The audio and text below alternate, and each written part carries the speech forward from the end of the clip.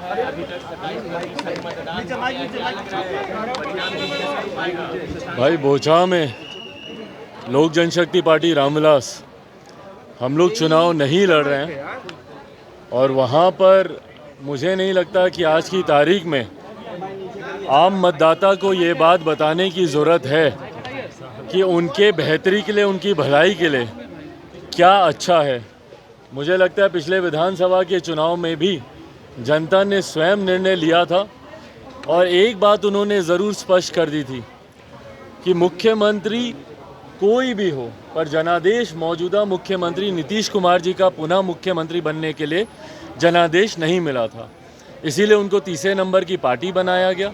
आधे से ज़्यादा उनके प्रत्याशी चुनाव हार गए। पिछले एमएलसी के भी चुनाव में पुनः उन्होंने तीसरे नंबर का अपना रिकॉर्ड कायम रखा, उसमें भी तीसरे नंबर की ही पार्टी मुख्यमंत्री नीतीश कुमार जी की बनी है। बहरहाल बोचा में वो नहीं लड़ रहे हैं पर उनके सहयोगी एनडीए की तरफ से भारतीय जनता पार्टी वहाँ पर चुनाव लड़ रही है। मुझे लगता है कि अब बोचा की जनता इस बात को भली भांति जानती है कि आने वाले समय में उनका प्रतिनिधित्व कौन बेहतर कर सकता है, नहीं कर सकता है। मैं अपनी तरफ से कोई राय या मशवरा देकर बोचा की जनता के बुद्धि विवेक को चुनौती नहीं देना चाहूँगा। मुझे लगता है वो अपनी सोच से जो निर्णय लेंगे उचित निर्णय लेंगे। मेरा ध्यान फिलहाल आज की तारीख में केंद्रित है आगामी 14 अप्रैल को जो डॉक्टर बाबा साहेब भीमराव अंबेडकर जी की जयंती है। हमारे नेता आदरणीय रामविलास पासवान जी हर साल उनकी जयंती को धूमधाम से वो मनाया करते थे। उन्हीं के कार्यों को आगे बढ़ाते हुए लोक जनशक्ति पार्टी रामविलास ने भी ये निर्णय लिया है कि उसी तरीके से ही धूमधाम से ही आगामी 14 अप्रैल को डॉक्टर बाबा साहेब भीमराव अंबेडकर जी की जयंती को हम लोग मनाएंगे। पहले पटना के मिलर हाई स्कूल के मैदान में इस कार्यक्रम को आयोजित करने का निर्णय लिया गया था, परंतु राज्य सरकार के द्वारा कागजी कार्रवाई, परमिशन मिलते मिलते विलम्ब जिस तरीके से हुआ और क्योंकि वो खुले मैदान में कार्यक्रम होना था, हम लोग के लिए संभव नहीं था कि आखिर के दिन में अगर वो आज और कल में अगर हमको परमिशन दें तो पूरा टेंट लगवाना है, मंच बनवाना है, एक दिन में वो कार्यक्रम वहाँ पर करना संभव नहीं हो पाएगा। तो विकल्प के तौर पर पार्टी के द्वारा ये निर्णय लिया गया है कि हम लोग बापू सभागार में 14 अप्रैल को हम लोग ये कार्यक्रम करेंगे। सुबह 11 बजे बापू सभागार में डॉक्टर बाबा साहेब भीमराव अंबेडकर उनकी जयंती मनाई जाएगी और उस दिन ना सिर्फ लोक जनशक्ति पार्टी रामविलास के नेता, ना सिर्फ हमारे कार्यकर्ता, बल्कि देश भर में जितने हमारे नेता आदरणीय रामविलास पासवान जी के अनुयायी हैं, उस दिन वो ये संकल्प भी लेंगे कि हमारे नेता आदरणीय रामविलास पासवान जी जो कि भारत में दूसरे अंबेडकर के तौर पर माने जाते हैं, उनकी मूर्ति हम लोग प्रदेश भर के हर एक ज़िले में हम लोग लगाने का हम लोग संकल्प लेंगे। इसकी शुरुआत हमारे नेता आदरणीय रामविलास पासवान जी की जयंती से, उनके जन्म दिवस से। 5 जुलाई को उनका जन्म दिवस होता है और एक व्यक्ति जब जन्म लेता है वो अपने कर्मों से जाना जाता है और मेरे नेता की कर्म भूमि हाजीपुर रही है। हाजीपुर मेरे नेता आदरणीय रामविलास पासवान की वजह से जाना जाता है। मेरे नेता की पहचान हाजीपुर की वजह से 2 बार Guinness book of world records में उनका नाम दर्ज कराया, वो हाजीपुर की जनता है। तो उनकी कर्म भूमि पर सबसे पहली उनकी मूर्ति, बहरहाल सबसे पहली उनकी मूर्ति मैंने उनके घर, उनके आवास पर लगवाई थी 12 जनपद पर, जहाँ पर एक लंबा समय रहकर और सामाजिक न्याय का केंद्र उन्होंने उस घर को बनाए रखा। मंडल कमीशन लागू करने का महत्व, निर्णय लेने की बात हो, अनुसूचित जाति जनजाति एट्रोसिटी एक्ट में जब बदलाव की बात हो, उसको यथास्थिति पर लाने का निर्णय उसी घर में लिया गया। उन्होंने 81 करोड़ देशवासियों को मुफ्त में खाना मिले, लॉकडाउन के समय जो विपरीत परिस्थिति थी, वो तमाम महत्वपूर्ण निर्णय उसी घर से लिए गए। तो सबसे पहली मूर्ति तो मैंने उनकी 12 जनपद पे ही लगाई थी। बहरहाल परिस्थिति वर्ष वो मूर्ति वहाँ से हटा दी गई। तो अब ये फैसला लोक जनशक्ति पार्टी रामविलास के तमाम नेता कार्यकर्ताओं ने लिया है कि आगामी 5 जुलाई को सबसे पहले उनकी मूर्ति उनकी कर्म भूमि हाजीपुर में लगाई जाएगी और उसके बाद उनकी पुण्यतिथि के दिन, जिस दिन उनका दुखद निधन हुआ था, उस दिन उनकी जन्मस्थली शहर बन्नी में, उनके गांव पर हम लोग उनकी इस मूर्ति की हम लोग स्थापना करेंगे।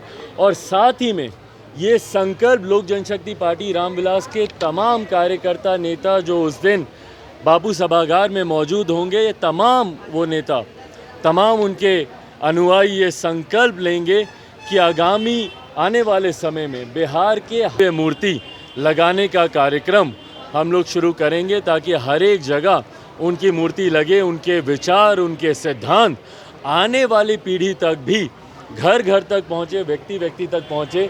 इस उद्देश्य के साथ उनकी ये मूर्ति लगाई जाएगी। मैंने निरंतरता में बहुत बार प्रयास किया कि राज्य सरकार कम से कम ज़िले में उनकी मूर्ति लगाने का कार्य करे, जगह हम लोगों को दे, पर ये जगह अभी तक भी नहीं मिली है। मैं पुनः आग्रह करूंगा मुख्यमंत्री नीतीश कुमार जी से, मुझे अगर वो मिलने का समय दें तो ज़रूर मैं उनसे मुलाकात कर मैं उनसे आग्रह करूंगा कि भाई मूर्ति बनवाने का काम हम लोग कर लेंगे, पर कम से कम आप जगह दें।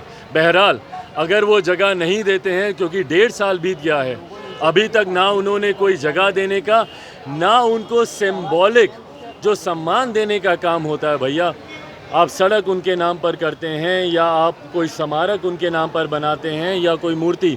मुख्यमंत्री नीतीश कुमार जी ने पिछले 1.5 साल में लाख हम लोग के प्रयासों के बावजूद उन्होंने ऐसा कोई कार्य नहीं किया है।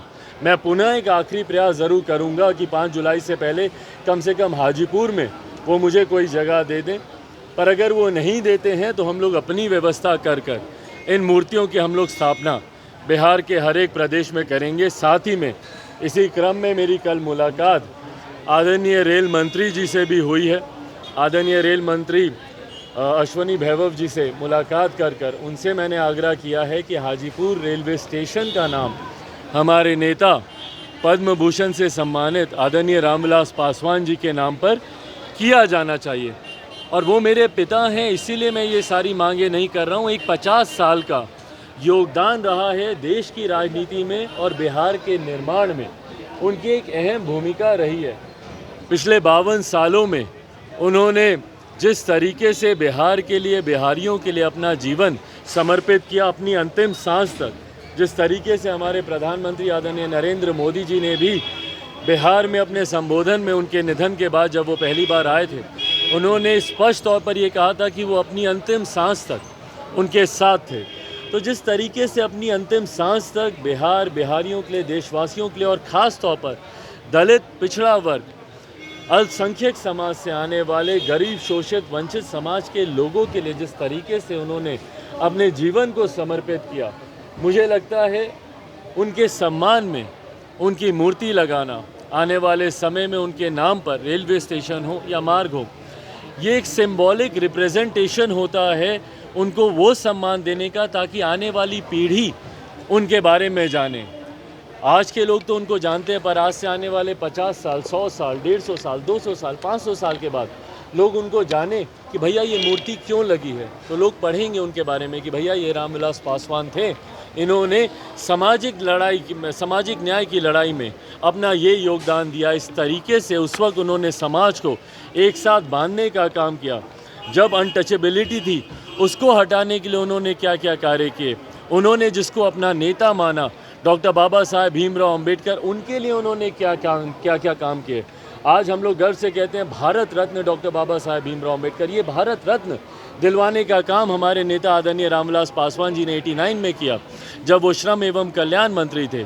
आज हम लोग कल्पना भी नहीं कर सकते भैया कि हमारे जो संविधान के रचयिता हैं उनका एक तैल क्षेत्र भी भारत की संसद में नहीं हो, जिस संविधान के आधार पर संसद या देश चलता है।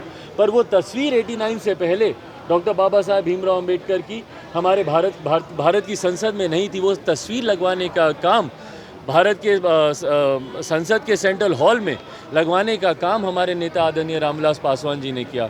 14 अप्रैल उनके जन्म दिवस पर छुट्टी की घोषणा करवाने का काम हमारे नेता आदरणीय रामविलास पासवान जी ने वीपी सिंह जी की सरकार में, जब वो श्रम एवं कल्याण मंत्री थे, उस दौरान ये तमाम फैसले लिए गए।